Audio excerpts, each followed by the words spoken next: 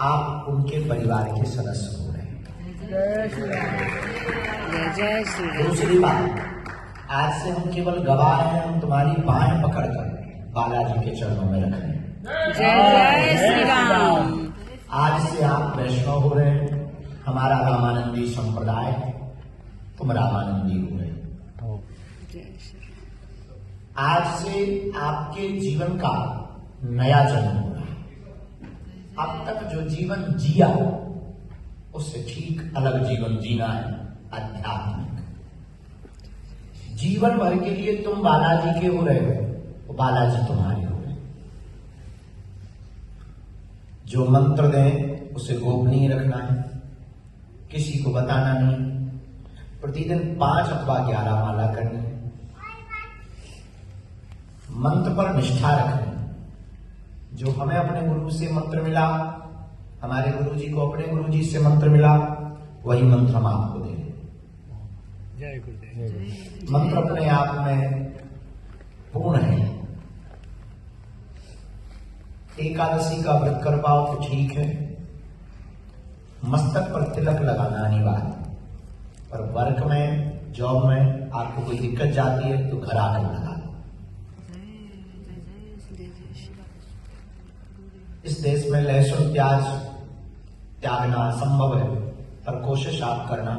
परंतु जीवन भर मरते दम तक आप मांस मदिरा का भक्षण नहीं करेंगे। प्रतिदिन सुबह शाम दोपहर संध्या रात्रि वेला जब आपको समय अनुकूल लगे तब बागेश्वर बालाजी का ध्यान करें। यज्ञ आदि हवन में जब भी आप बैठेंगे इसी गुरु मंत्र की आहुति है।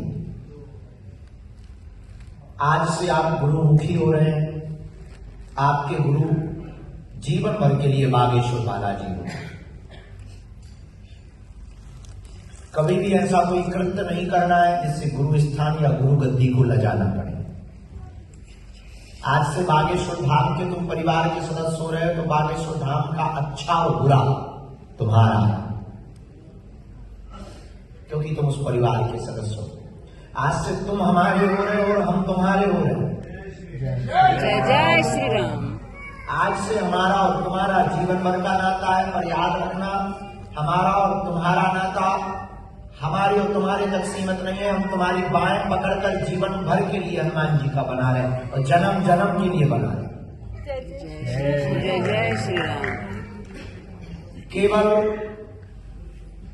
माध्यम के रूप में हम तुम्हारे गुरु हैं, पर याद रखना द्वार में राम दरबार के सामने हम तुम्हें वचन दे करके ये बात कह रहे हैं कि तुम जीवन भर के लिए केवल हनुमान जी के हो रहे हो, केवल हनुमान जी तुम्हारे हो। और आप किसी भी बहुत बड़े बंधन में नहीं हो। जब आपको अनुकूल लगे, जब आप पर उनकी करुणा हो, तब उनका ध्यान करो, क्योंकि वो अब तुम्हारे घर के सदस्य हैं। और हमारा उद्देश्य भीड़ जुटाना बिल्कुल भी नहीं है। हमारा उद्देश्य तुमको जगाना है और तुम्हें वो प्रसन्नता की कुंजी देना है जिसको पाने के बाद तुम्हें कुछ और पाने की आवश्यकता न पड़े। और तुम तो इस अनुभव को, आनंद को पाओगे। दीक्षा लेने के बाद तुम तो आनंद से लबालब भरे ही हो, फूटोगे, उड़ोगे उमंग में, भावनाओं में, और तुम्हारी प्रसन्नता का पारावार नहीं रहेगा। पर तुम अपनी इस प्रसन्नता को बांटना भी प्रारंभ कर देना, ताकि तुम्हारे आसपास रहने वाले लोग भी इस खुशबू से वाकिफ हो सके। जय श्री राम। जय जय श्री राम। और हनुमान जी की साधना की क्रांति प्रारंभ रहे और तुम रजिस्टर्ड हनुमान जी के साधक हो गए। जय जय श्री राम। प्रामाणिक तुम हनुमान जी के साधक हो रहे हो। और तुम कितने भाग्यशाली हो कि तुम हनुमान जी के चेला यानी बेटा हो। तुम्हारे पिता भी वो है, माँ भी वो है, सर्वस्व वही है ये तुम्हारे जीवन में। इन बातों को तुम्हें मरने के पूर्व तक स्मरण रखना है। और जब तुम्हारे मरने के पूर्व तक ये बातें सिद्धांत में बनी रहेंगी तो ये याद रखना, मरने के बाद भी ये बातें तुम्हारे दिमाग में गूंजेंगी। जय जय श्री राम। क्योंकि आत्मा न कभी मरती है न कभी जन्म लेती है। आत्मा सिर्फ एक यात्रा करती है। नैनम चिंतति शस्त्राणि नैनम दहति पावका न चैनम कृष्यत्यापो न सुख्यति मारुता। आत्मा कभी कटती नहीं है, मरती नहीं है। इसलिए हमारे प्रियजनों, तुम्हारा कोई पूर्व जन्म का नाता होगा। अचानक से सिडनी के इस दरबार में वह नाता